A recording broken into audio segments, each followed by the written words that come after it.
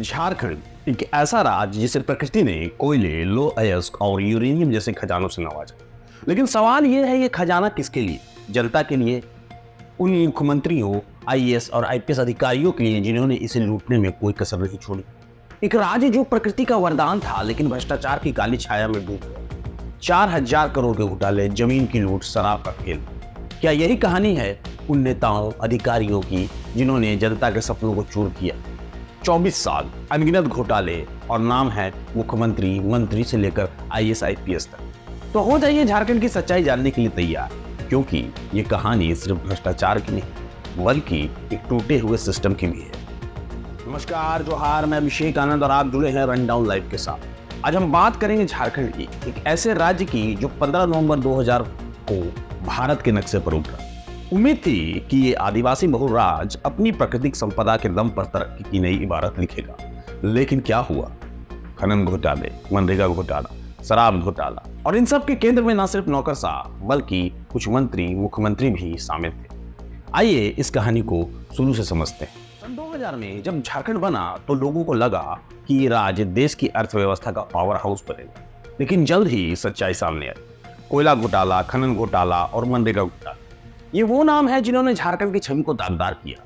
और इनके पीछे सिर्फ आईएएस आईपीएस अधिकारी ही नहीं बल्कि सत्ताधारी दल के मुख्यमंत्री, मंत्री और उनसे जुड़े कई लोग भी शामिल हैं।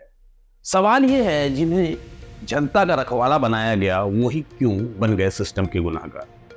चलिए कुछ बड़े नामों की बात करते हैं। झारखंड के पहले मुख्यमंत्री बाबूलाल मरांडी ने 2025 में हेमंत सोरेन की सरकार पर 2 लाख नौकरियों को गायब करने का आरोप लगाया। उन्होंने दावा किया कि 2019 से 24 के बीच रिक्त पद 4.66 लाख से घटकर 1.59 लाख रह गए। दूसरी तरफ हेमंत सोरेन वर्तमान मुख्यमंत्री पर भी गंभीर आरोप। 2022 में ईडी ने उनसे साहिबगंज में 1250 करोड़ रुपए के अवैध खनन मामले में 9 घंटे पूछताछ। 2024 में जमीन घोटाले में उनकी गिरफ्तारी हुई और सोरेन ने इसे लोकतंत्र का काला दिन करार दिया। झारखंड हाईकोर्ट ने उन्हें जमानत दी, जिसे सुप्रीम कोर्ट ने बरकरार रखा।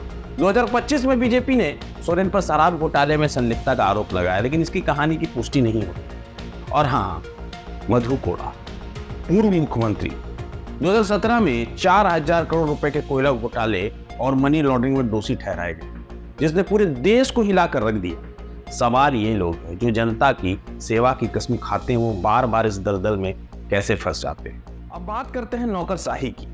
पूजा सिंघल 2000 बैच की आईएएस अधिकारी, कभी इन्हें सबसे होनहार नौकरशाह माना गया, लेकिन 2022 में ईडी ने उनके चार्टर्ड अकाउंटेंट के पास से 19.5 करोड़ रुपए नकद बरामद किए। मनरेगा घोटाले में उनकी 82.77 करोड़ रुपए की संपत्ति जब्त हुई।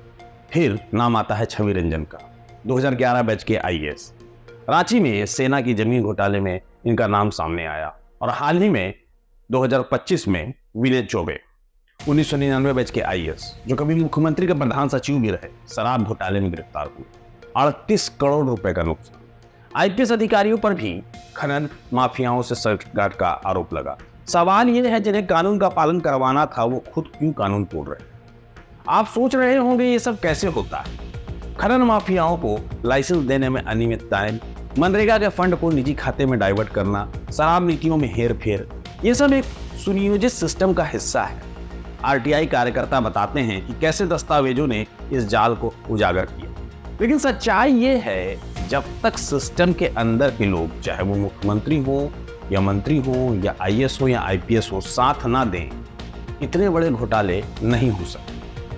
लेकिन रुकिए, तस्वीर पूरी काली नहीं। कुछ आईएएस और आईपीएस अधिकारियों ने भ्रष्टाचार के खिलाफ डटकर मुकाबला किया। नितिन मदन कुलकर्णी, रांची के कमिश्नर, जिन्होंने सेना की जमीन घोटाले की जांच शुरू की। पूनम माला कोंडिया, जिन्होंने भ्रष्टाचार के खिलाफ आवाज उठाई और बार बार तबादलों का सामना किया। ये वो लोग हैं जो साबित करते हैं कि सिस्टम में अभी भी ईमानदारी बाकी है। लेकिन सवाल ये है, क्या ये अकेले इस जंग को जीत सकते हैं? इन सब के बीच सबसे ज्यादा नुकसान किसका हुआ? झारखंड के आदिवासी समुदाय का। उनकी जमीनें छीनी गई, उनके लिए बनी योजनाओं का पैसा लूट लिया गया। आर्थिक नुकसान अरबों रुपए। शिक्षा, स्वास्थ्य, सड़कें, सब कुछ ठप। एक अर्थशास्त्री का कहना है कि भ्रष्टाचार ने झारखंड की जीडीपी को 10 साल पीछे धकेल दिया। ये सिर्फ पैसों की चोरी नहीं बल्कि लाखों लोगों के सपनों की चोरी है। तो क्या झारखंड का भविष्य अंधेरे में है? झारखंड के 24 साल भ्रष्टाचार की कहानियों से भरे, मंत्री मुख्यमंत्री से लेकर आईएएस आईपीएस तक। अब सवाल आपसे है, झारखंड में हो रही इस लूट को रोकने के लिए क्या करना चाहिए? अपनी राय हमें कमेंट सेक्शन में जरूर बताएं और इस वीडियो को शेयर कीजिए ताकि हर कोई सच्चाई जान सके। फिलहाल इतना ही। मैं अभिषेक आनंद आपसे लेता हूँ इजाजत। फिर मिलूंगा एक नई कहानी के साथ। तब तक के लिए जोहार।